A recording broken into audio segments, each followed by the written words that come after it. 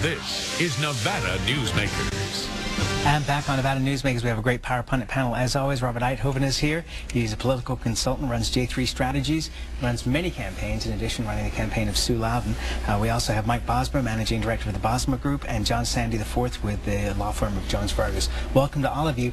As we tape this program, the Reno Gazette-Journal reporting that UNR is closing its ag school and other departments and degree programs to reduce its budget. Your thoughts on now the realities of dealing with these cuts in education?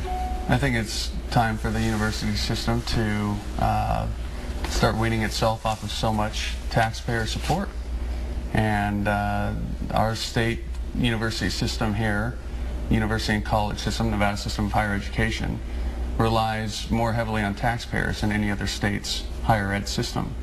So if you don't have the money, you can't afford everything. And you know, I trust department heads got together and they figured out what they could cut. And that's what they decided to do. Does Nevada not need a Department of Agriculture or an agricultural college? You know, I don't know. I'm not qualified to answer that question, but I would say that the people at the university are, and particularly, you know, imagine if you had the major buggy whips, you know, 100 years ago, and as that college of buggy whip making had to wrap down, you know, there's probably a lot of people very upset about it, but if that's not really where the economy is going or where there's a significant interest, you know, it probably should be evaluated. Well, I think hopefully that this is a temporary situation we find ourselves in, because I personally think that we do need an agri department. I think that you know, Nevada probably has more than a law school, right, John?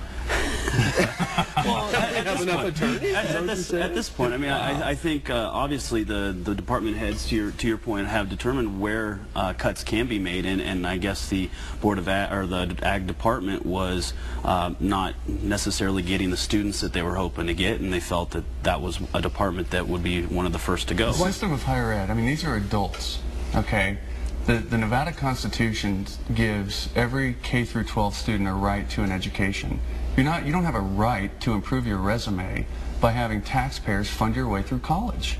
And I understand there needs to be taxpayer support, and there's plenty of it for a system of higher ed here. But it's not a right to get a college degree. You're improving your resume so you're more marketable when you go into the workforce. And you know, one of the things, Sam, that I think we need to look at. This is great. I don't even have to ask questions. We talk about higher ed helping us with our economic diversification efforts, and can it? Absolutely, it can. But I think we also need to realize that human capital is the easiest thing to transfer. People are the easiest thing to transfer. They will go where there is jobs. They will go where there is economic opportunity. And it seems like we want to build these huge ivory towers and palaces of learning in order to attract businesses here. Well, that's not how it works. Businesses go where they can make a profit.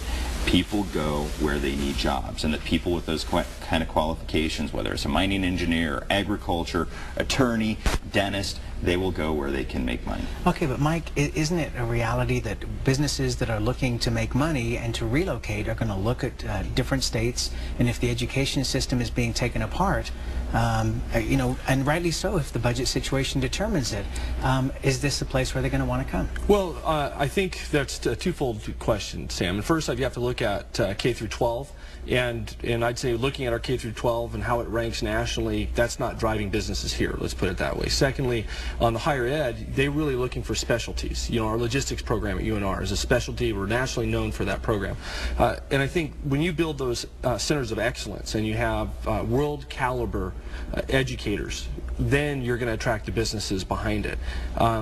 You know, the ag school, I mean, you know, it's hard to see anything go, but I really believe that, you know, Nevada, you know, I graduated from Nevada University, and I think it was an outstanding education and worth it, you know, a multiple of what I paid for it. So I think that's something as we just kind of right size our expectations. To Robert's point, you know, we should be.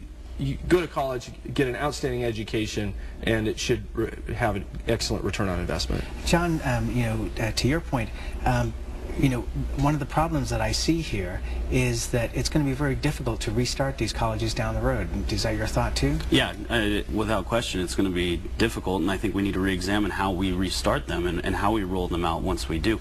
And to your point, I mean, it's the ultimate chicken and the egg argument here, is that businesses aren't going to relocate to where they don't have a fresh ability to replenish their workers. And I mean, you're not going to see Apple move from the Bay Area anytime soon.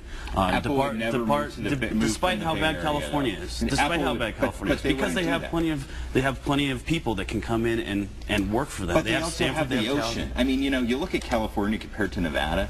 You know, if you're looking at just the two places based on geography, you'd be a dummy to come to Nevada. You got the ocean, you got Napa Valley. California is one of the most beautiful places on the face of the earth.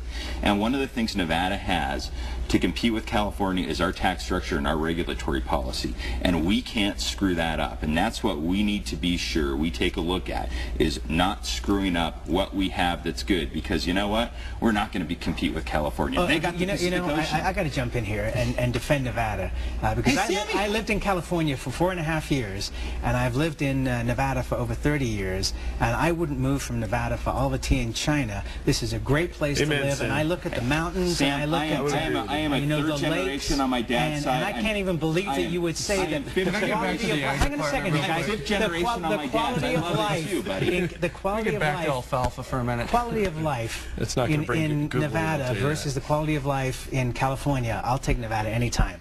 All right, we're out of time. Well, I'll be right back. I'll be right back with these guys after this. If you have back pain, arthritis. As always, you can watch Nevada Newsmakers 24 hours a day at NevadaNewsmakers.com. You can also download the show free of charge from iTunes to your iPod.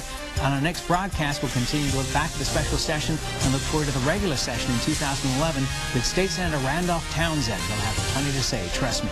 We'll see you on the next broadcast.